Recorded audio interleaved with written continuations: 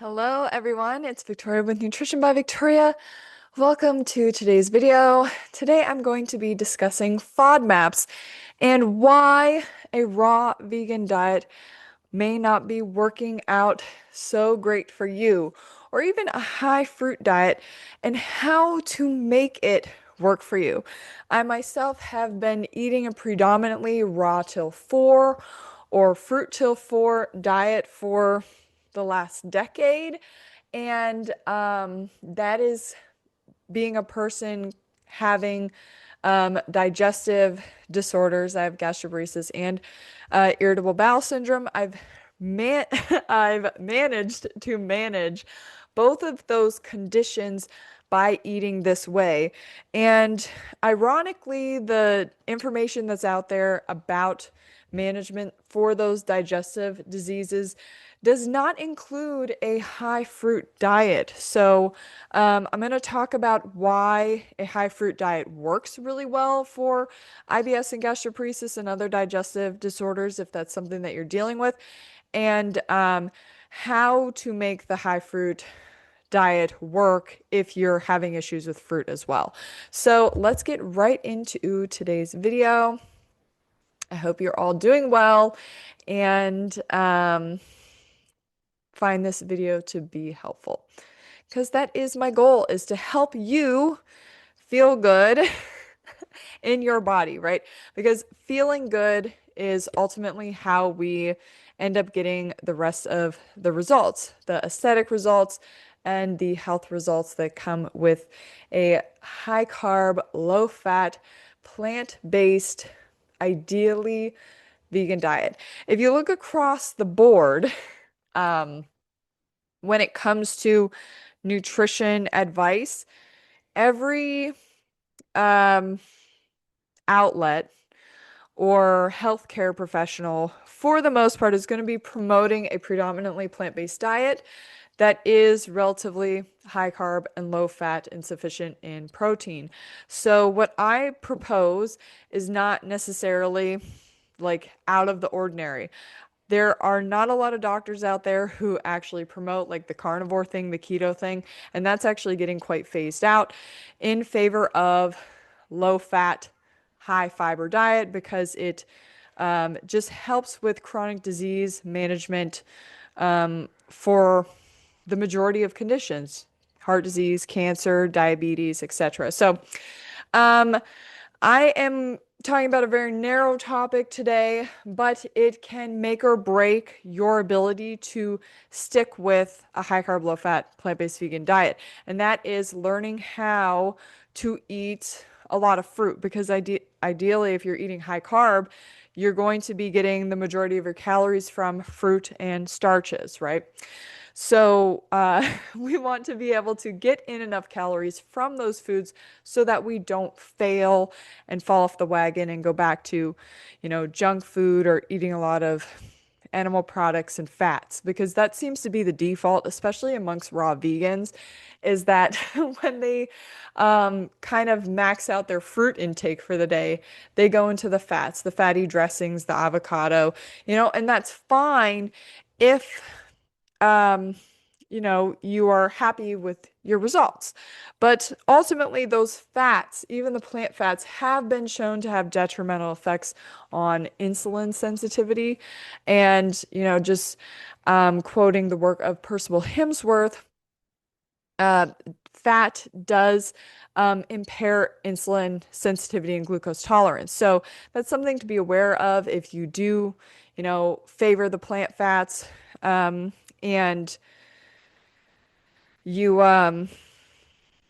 you know think starches are bad or something, when in fact it's the starches that actually help with bowel regularity and keeping the gut nice and happy when we are eating a high carb, low fat diet. So we don't want to shun starches. There's a lot of information out there right now that are saying starches are bad, in favor of a raw vegan diet. But all of the raw vegans, the long-term raw vegans that I'm aware of, all favor the fats. And I think that you can be healthier by eating the carbohydrates instead and using fat more as a condiment. Okay, that's what I go over in my coaching program. If you're interested in learning more, you can get a copy of that. The link is in the description of this video. Okay, so FODMAPs. Okay, FODMAPs are fermentable. It's an acronym for fermentable carbohydrates, okay? Fermentable oligosaccharides, disaccharides, monosaccharides, and polyols, which are short chain carbohydrates or sugars that the small intestine absorbs poorly. Some people experience digestive distress after eating them. Symptoms include cramping, diarrhea, constipation, stomach bloating, gas, and flatulence. And this is from the Johns Hopkins Medicine website. So pretty credible. So a low FODMAP diet or FODMAP diet is designed to help people with irritable bowel syndrome and or small intestinal bacterial overgrowth or SIBO in order to figure out which foods are problematic and which foods reduce symptoms. I did have someone leave a comment on one of my videos today saying that they struggle to eat watermelon. Well, watermelon happens to be a high FODMAP food. It's high in fructose. So, contrary to Freely's promotion of high fructose foods, you want to be aware of the fruits, particularly, but even grains also, that are high in fructose. If you end up having a lot of digestive issues or digestive discomfort or any of these symptoms, cramping, diarrhea, constipation, stomach bloating, gas, and flatulence, when eating a high carbohydrate diet. So basically, the only way you're going to figure this out is one, get a copy of my coaching program so that you learn all the basics about human nutrition. And then I have the manuscript in there for my protocol for eating high carb, low fat. So you get all that established first, unless you're very aware that you have issues with these foods. You know, most people can just go into this eating the carbohydrates that they desire and then kind of troubleshooting later on. So we're at the point where, you know, hopefully most of you who are here have been eating high carb, low fat, and you're watching this video because you notice that you have some issues with some foods. Or maybe you're just here because you have digestive issues and you know you have a FODMAP sensitivity. So either way, you know, thanks for being here, and I hope that this information makes sense. But getting back into the FODMAPs, it's really important to understand that right now we're troubleshooting, okay? So we have to figure out which foods work for us and which foods don't. And I recently went through this where I did kind of like an elimination, very, very brief, of just a higher FODMAP fruits, which is kind of hard because right now we're at the end of summer and all of the high FODMAP fruits are in season, like watermelon and stone fruits. So it was, you know, a bit of a challenge to kind of cut back on those just to get my stomach back on track and happy with me, and then, you know, slowly introduce them back, maybe in smaller quantities, and see how I go. So that's kind of the idea behind doing a FODMAP diet, is that you're going to do somewhat of an elimination diet, but FODMAPs are not allergies. It's more of like intolerance where you eat so much, you know, FODMAP containing foods, and then you experience the digestive, you know, distress associated with if you are sensitive to them.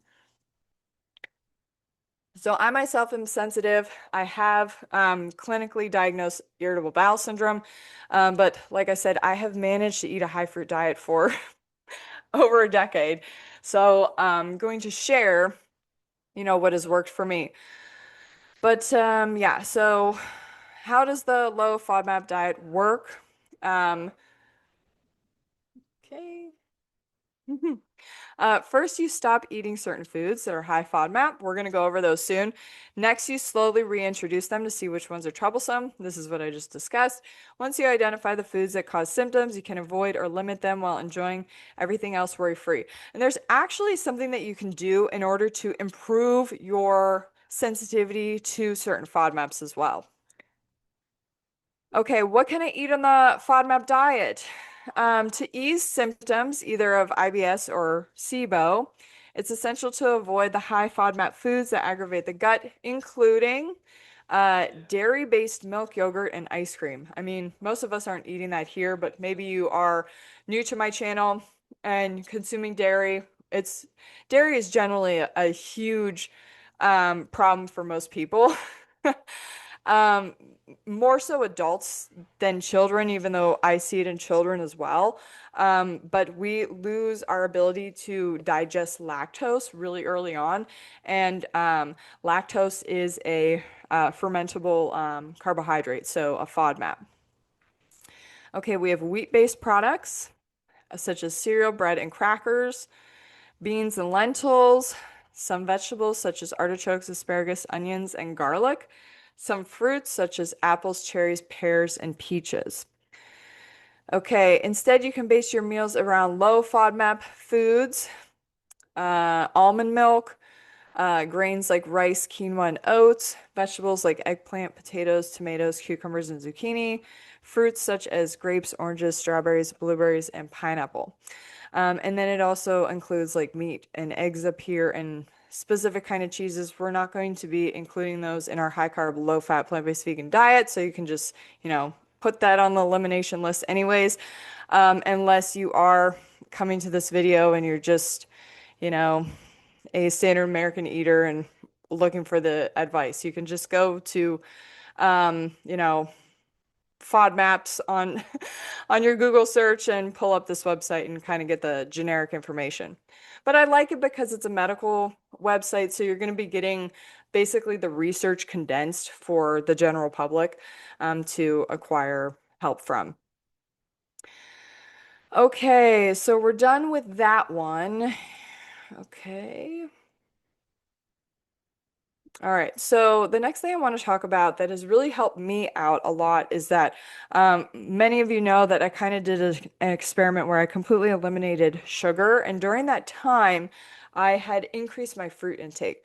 And what I noticed is that my digestion wasn't as good. I struggled to maintain a flat belly, and I was experiencing a lot of gas and bloating, like before dinner, before getting into my starches.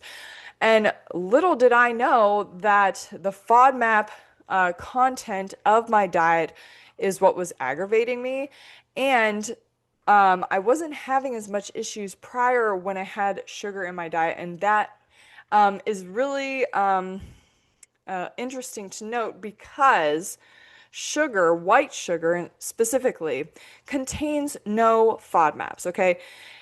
It's safe to consume on a low FODMAP diet because it's made up of equal parts glucose and fructose, okay? The significance there is that when fructose isn't free, right? You have equal parts glucose to fructose, then you're not going to experience fructose malabsorption issues or fructose intolerance. So it's when fructose is free with where it's in a ratio that's greater than the glucose that's present in your system, okay? So you're eating a meal of watermelon that is high in fructose, still contains glucose there because all fruits contain glucose and fructose, but a lot of fruits contain more fructose than glucose. When you have this larger amount of fructose in the system, it can cause these GI issues like gas and bloating, cramping, diarrhea that are classic of IBS symptoms, but also of having a FODMAP intolerance. So by adding sugar to your fruits, okay, that are higher in FODMAPs, you can actually neutralize some of that free fructose. Something else that is really interesting, or just, a tip for managing FODMAPs, is that if we go back to this website here, what I can eat on the FODMAP diet and go down to the grains, okay, like rice. I personally eat a lot of rice because it just makes my gut feel really good and I can eliminate gas and bloating symptoms if I have rice in my diet. And that is because rice is low FODMAP, but it is also just glucose, okay? Rice does not contain fructose. So having all of that glucose from the rice coming into the system can actually help to encourage the system to better assimilate the free fructose that is out and about causing havoc to the GI system, predominantly the large colon, because that's where those sugars are going to be fermented by our bacteria in our microbiome. Okay, so I hope that this all makes sense. I had to do a lot of digging for a lot of this information, but I'm really just trying to share what's going to be helpful, right? So if you want to eat a high carb, low fat diet and have it high fruit, but you have, irritable bowel syndrome or SIBO, or myself, I also have gastroparesis, so that's why the high fruit thing works because fruit digests really easily. And I also tend to stick to the easily digested starches like rice, predominantly. And with the, fructose load from the fruit matched with the glucose load from the rice, it ends up balancing itself out so that I can go about my day feeling really good in my body because there's no disturbances in my gut, okay, from too much fructose running rampant in my system. There's also sugar alcohols that can be problematic that occur in stone fruits, for instance, that can cause a lot of these symptoms as well. Diarrhea, gas, bloating, constipation, and flatulence. Uncomfortable gut symptoms that really, like, my goal has been this whole time with this diet to eat in a way that's going to be healthy for my body, but also to keep my gut happy. So when my gut's happy, I feel really good in my body. So that's been a huge, like, thing that I've had to constantly be aware of and be troubleshooting for myself in order to, have the flat belly results that I have and to just, maximize my health while eating this diet. So, what I can say is that eating a raw food diet has always exacerbated my symptoms, whether it's due to the insoluble fiber content or it's due to the FODMAP content. So now I want to go over here just some of the fruits that are high in FODMAPs. The main FODMAPs present in fruit are sorbitol and excess fructose, which I just said.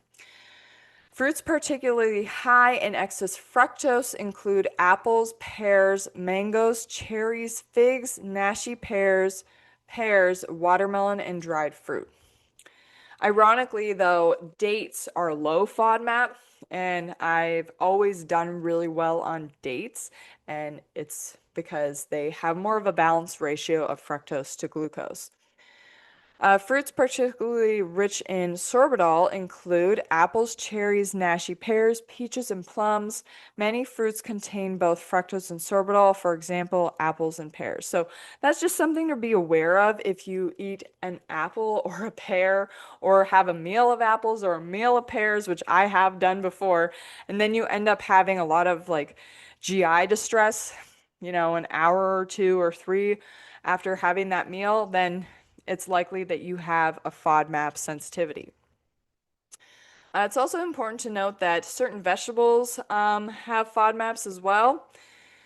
The main ones are fructans and mannitol. Vegetables particularly rich in fructans include artichoke, garlic, leek, onion, and spring onion. Vegetables particularly rich in mannitol include mushrooms and celery. I will tell you that I also have an issue with all of these vegetables that just got listed if I eat them in higher quantities. Mushrooms, it seems like I'm okay with a little bit, but I can't have a lot. And then if I pair them with a neutral starch like rice, then it seems to be less problematic. But in general, I avoid them. I also got on the celery juice kick, which, is part of the whole health trend and is common amongst followers of like Anthony, the medical medium guy. I don't remember what his last name is. Hmm. But yeah, he's big into celery juice. I remember doing that for a little bit, and then I ended up actually having like a histamine reaction, and a lot of GI distress as I continued doing that. And that ultimately ends up being my issue too, as I continue or as as I experiment with like raw diets. I know that I have some videos on here about me talking about like the mucosal healing system. I have experimented with that. I've experimented with raw vegan, like fruit-based, no overt fats because I don't tolerate overt fats very well at all either. And I've always ended up with the same issues, the same gut issues, and then also having a histamine reaction too. So that's something I can talk about later on is MACAs, which is mast cell activation syndrome. And you can also end up having GI issues from having that sensitivity as well. So, just things to be aware of as you're troubleshooting your own situation. Maybe you have no issues and you have an iron gut and you can just eat raw vegan and you're fine. That's great, if it works for you. But just understand that you don't need to eat raw vegan to be healthy, okay? It's not some like magic elixir that's going to like turn you from a horse, let's say, into a unicorn, okay? You're still going to be a horse at the end of the day, even eating a raw vegan diet, okay? So the goal here is health. The goal here is stability. The goal here is helping you to achieve your optimal like lean body results while eating in a way that makes you feel your best. Okay. So that's what I do with my coaching. And that's what my goal is with my coaching program as well. Okay. And I was going to say too that people who have like issues with garlic and onion, that's because of the FODMAP. So I also have an issue with those. So it's like, well, Victoria, what do you eat? I eat mostly fruit. Try to stick to the low FODMAP fruits. Add some sugar to help neutralize some of the FODMAP contents of certain fruits. But then also I found that eating rice at the end of the day really helps to just like reset my system. It's like a neutralizer for any high FODMAP foods that I maybe ate earlier in the day or had with my dinner. It's really incredible to have realized that, rice is the reset button, at least for my body. Okay, grains and cereals. The main FODMAPs present in grain and cereal foods are fructans and to a lesser extent GOS. Grain and cereal foods particularly rich in fructans include wholemeal bread, rye bread, muesli containing wheat, wheat pasta, and rye crisp bread. And it's important to note too that um, FODMAPs or having FODMAP sensitivity is more like an intolerance. So basically, the more that you have of foods in your diet that are high in FODMAPs, the more issues you're likely to have or experience digestive wise. Okay. So I can tolerate some wheat, but I can't have it in large amounts, like having a huge wheat-based pizza. My wheat of choice is generally like pretzels, and when I have some, I'm not eating like the whole bag. It's like as a snack, usually prior to like my dinner, and I don't have it every day either because I do find, my sensitivity or my tolerance gets less and less for foods containing FODMAPs if I continue to have it every day. Okay, legumes and pulses. The main FODMAP present in legumes and pulses is GOS.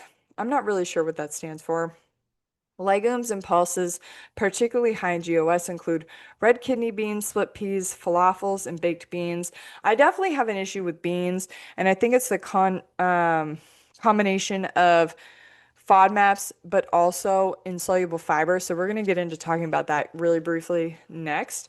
And then you have dairy foods and alternatives.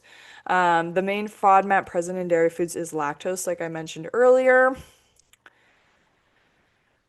Um, Many plant-based milk alternatives are low in FODMAPs. So if you have a dairy intolerance, you can go to the plant-based alternatives. And I actually recommend that everybody goes into plant-based alternatives for health reasons as well. But you have soy milk, almond milk, and rice milk. So that's just important to, keep in mind. And we're not going to talk about the animal pieces over there. We're going to go into this next chart. Okay. So this is just showing low FODMAP fruit versus high FODMAP fruit. So I tried to find a bunch of these in order to determine, which fruits are going to be high FODMAP and low FODMAP when it came to, troubleshooting my own situation. And there is conflicting information about what a high FODMAP fruit is and what a low FODMAP fruit is. Like sometimes you see banana as a low FODMAP fruit just in general. But they vary, so they can be high FODMAP when they're ripe, and generally you want to eat ripe bananas. So a way to neutralize some of that FODMAP content is going to be to add some sugar. We're talking about sugar to taste, right? Using it as a condiment, not as a meal replacement. But in general, I would say that these two lists definitely hit the majority of fruits that are going to be low FODMAP and high FODMAP. So low FODMAP, you're looking at mandarin oranges, which I definitely have been eating a lot more of and not having any issues with, as long as I don't go too crazy on them. So I just have a few a day. Then you've got honeydew melon, papaya. Papaya is actually no FODMAP. So if you're having a flare and you know it's FODMAP related, you can eat papaya as your fruit for like, a few days until your symptoms calm down, and then you can start introducing more low FODMAP fruits. Because the majority of fruit is going to contain fructose, okay? So you just want to make sure that if you do have a FODMAP sensitivity, that these are the fruits that you are focusing on the most. So you've got pineapple, dragon fruit, oranges, blueberries, passion fruit, kiwi fruit, strawberries, grapes, raspberries, cantaloupe, and firm banana. So I've been getting this smoothie from the Tropical Smoothie Cafe. I don't know if you guys have been there, but it's amazing. That is dragon fruit, passion fruit, and pineapple. It's so good. Uh, because I have noticed that having smoothies with banana is that I can end up with some gas and bloating later on. So I've been kind of avoiding banana for that reason. As of late, I still have some, just not as much as I was having. And then I have replaced my apple juice because I was having apple juice as like my staple juice in the morning. I stick to like a fruit first protocol that my friend Amber with Lean by Nature created, where you have your fruit juice first, then you have your fruit meal, and then you have your fruit smoothie. And then from there, you can get into your starches if that's what you need. But I generally follow that. And even after the smoothie meal, actually, the smoothie meal for me is kind of optional and based on availability, but I'll have another fruit meal and then I'll have my dates too. Or I'll make that lunch meal like dates and a fresh fruit. Like that's what I did today. Today I was out quite a bit, but I started my day with grape juice because grapes are low FODMAP. I actually just did a grape juice making tutorial on my membership videos. So if you're not already a VIP member there, go ahead and join so that you can get all of my live streams. But yeah, I showed you guys how I make my grape juice. So I've been having that instead with no issues because grapes are low FODMAP. Um, the reason why grapes are low FODMAP too is because the glucose to fructose ratio is closer to table sugar than it is to high fructose corn syrup, for instance. So I did want to kind of go back to that too, just to go over sugars because not all sugars are low FODMAP. Okay, so we have white sugar contains no FODMAPs. Brown sugar is low FODMAP, but because of the molasses that is added to it, it does increase the FODMAP content. Cane sugar is low FODMAP, but you have to keep the serving size smaller for brown sugar and for cane sugar. Coconut sugar, even though I really like coconut sugar, and it's considered a healthier alternative to table sugar because it contains trace minerals, and I think it's lower on the glycemic index. But anyways, it's high in fructose, and I've actually cut that out recently. I was having it a little bit more and noticed I was having more gas and bloating after having it. So that is why. And then you have maple syrup and rice malt syrup are considered low FODMAP options as well. But the safest option is going to be your white sugar. So in terms of no FODMAPs, you've got papaya and you've got white sugar. Okay, high FODMAP sugars to avoid. Honey, which most of us are not eating, although I know some of you here are about the honey, but just for the purposes of this video, it is a high FODMAP food. It's also like regurgitated bee vomit, okay, where the bee goes and gets the pollen and it mixes with the stomach acids of the bee, and then the bee vomits it up, and that's food. It turns it into sugar, basically, and that's food for bees, right? So I suggest using table sugar instead of honey, okay, as a healthier and low FODMAP alternative. Okay, high fructose corn syrup. Um, just like the name sounds, it's going to be high in fructose and can cause digestive issues for those sensitive to FODMAPs. Then you have sugar alcohols like sorbitol and xylitol, which tend to be in a lot of sugar-free drinks and snacks. So read your food labels if you're finding that something that you're eating is causing, GI distress, because I had to cut out vitamin water actually for the fructose that is added to the vitamin water. The vitamin water also has dextrose as its main sugar, but it does have fructose added. And fructose makes things sweet, but it can be problematic in those who are sensitive. I used to eat a lot of sugar alcohols back in the day when I was like a low carb eater. And I always wondered what was aggravating my symptoms so badly. And it was the sugar alcohols that were in all of the, snacks and drinks that I was consuming. Now, something that I would always use back then to neutralize that reaction was pretzels, which are wheat based. But then I would find that having a lot of those would end up being problematic as well. So that's why I ended up with having rice as my main staple grain because it is so GI friendly. So we're going to talk about that as well here.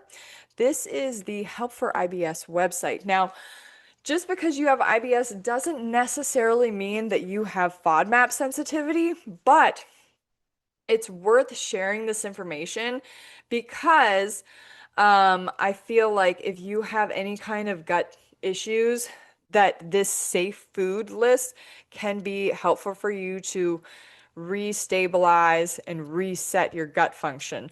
So these foods that are listed here are all sources of soluble fiber with low to no insoluble fiber content. They also tend to be lower in FODMAPs as well, depending on the food though. But at the very top, you have your safest option here for IBS management, and that is rice. So kind of contrary to Freely's latest video that she did about rice and 10 reasons why she's no longer eating it and that it can cause digestive issues, that is very much an opinion based on, her own experience and maybe, as I had suggested, her trying to convince herself, not to eat rice. But rice is generally recommended for anyone who has GI upset. And I personally have found it to be really beneficial in managing both IBS and gastroparesis, as well as FODMAP intolerance symptoms or sensitivities, and having issues with histamine as well. So rice is like a safe food, right? And it's because it's neutral, it's bland, it doesn't have much of a taste to it. So you can, make it taste however you want, but just having some rice and soy sauce, that'll hit the spot for me, and can help neutralize excess fructose that is in my GI system from possibly having too much high FODMAP fruit. So just to wrap this video up, I want to just go into a little bit more detail about FODMAP, what to do when you have a flare, okay? And basically sharing my own experience here. So I'll just go back to, so if you're having issues with FODMAPs, likely your symptoms are going to be the cramping, diarrhea, constipation, stomach bloating, gas, and flatulence. So that's what I was experiencing. And it was after I had a day where I had a lot of high FODMAP fruits, quite a few days in a row. And then instead of having, usually when I eat my like salad greens at night, I will wrap them in spring roll wrappers. Like I like the Blue Dragon brand.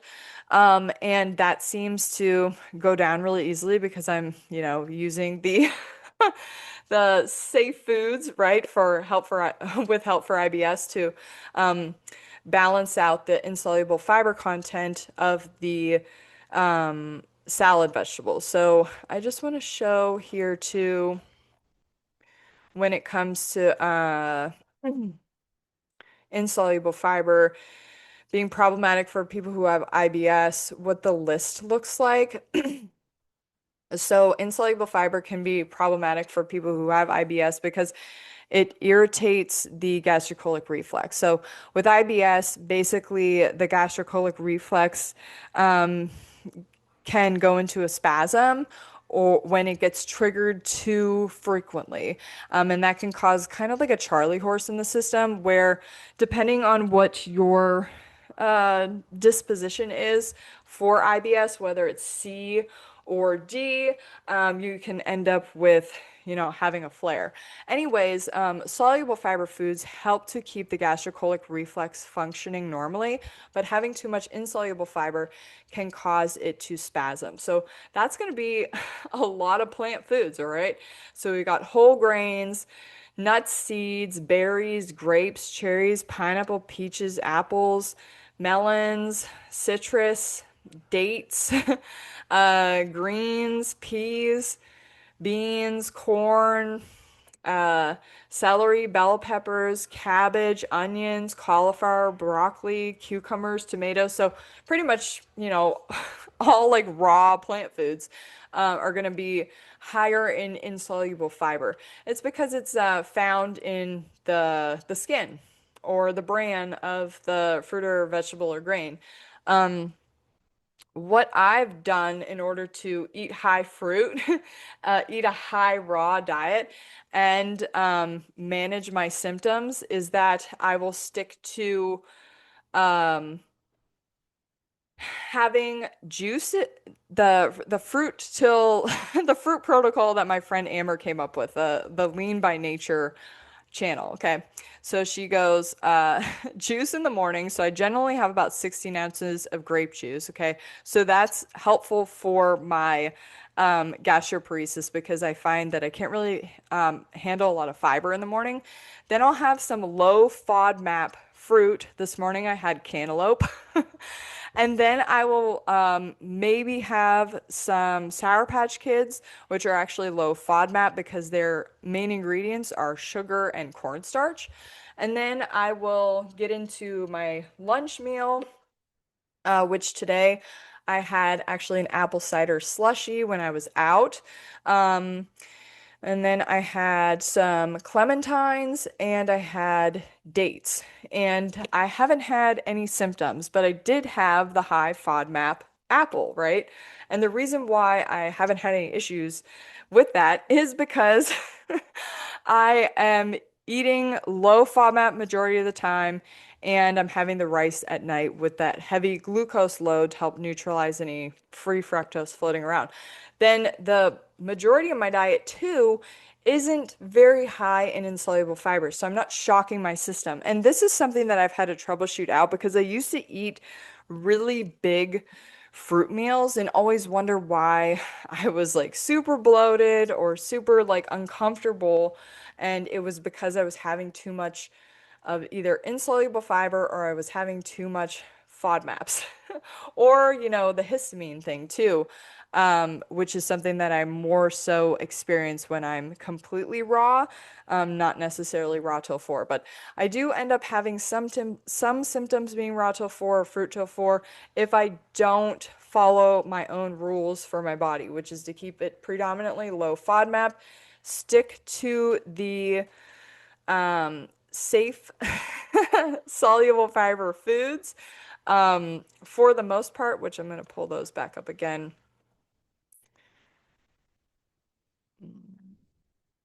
And I'll leave links too below for this website because I found it to be really helpful, especially if you're somebody who's really struggling with your digestion. But yeah, having rice in my diet has made the biggest difference. So I eat fruit all day, and then like for a snack today, after I got done with my fruit for the day, I had some pretzel chips that were oil free, some rice cakes, a little bit of salsa, which is going to have some FODMAPs from the garlic and onion that is naturally in the salsa, and some celery, which is also, insoluble fiber plus the FODMAPs. And I'm having no issues. And that's because I paired the meal with low FODMAP foods, okay, and foods that were soluble fiber based. So, really, when it comes to managing your gut conditions, what I found is it's about first stabilizing. So, if you're having a flare, you really want to just cut back on any of the FODMAPs, any of the insoluble fiber foods, and just get your system stable. And then you're going to slowly add things back in small quantities until you develop symptoms again. So, like I said, this is all about troubleshooting, especially if you have digestive sensitivities like myself. So I hope that this information is helpful. It's really been helping me a lot to not be so symptomatic and also understand, what I can make as the foundation of my diet so that I can always have good gut function and stability. So anyways, I think that's it for today's video. I am going to leave this Health for IBS website in the description of this video, as well as this John Hopkins medicine website on FODMAPs. And then also you can find links to my coaching that is available on my website as well if you need help, particularly with this issue. But I have found that when your gut is happy, your body is less stressed. So you're going to be producing less cortisol. So we produce cortisol in response to pain. So if you're dealing with a lot of GI issues, particularly related to trying to follow somebody else's diet protocol, like maybe Freeley's or any kind of raw vegan or high fruit thing, and you're having issues, it's going to be interfering with your body's ability to get really good results, both aesthetically and health-wise, because you're going to be using more cortisol to kind of manage the symptoms that you're experiencing. So I've noticed that my body just feels a little bit tighter, a little bit leaner, well, and looks a little bit leaner from implementing these practices with the low FODMAPs and the soluble fiber base with the rice to help offset, insoluble fiber intake and high FODMAP intake from the fruit predominance of my diet. So those are just things to keep in mind as you move forward, trying to figure out what works best for your body. Okay, thank you so much for watching this video today. I hope you found it helpful. Please give it a like if you did, and I will see you guys next time. All right, bye-bye.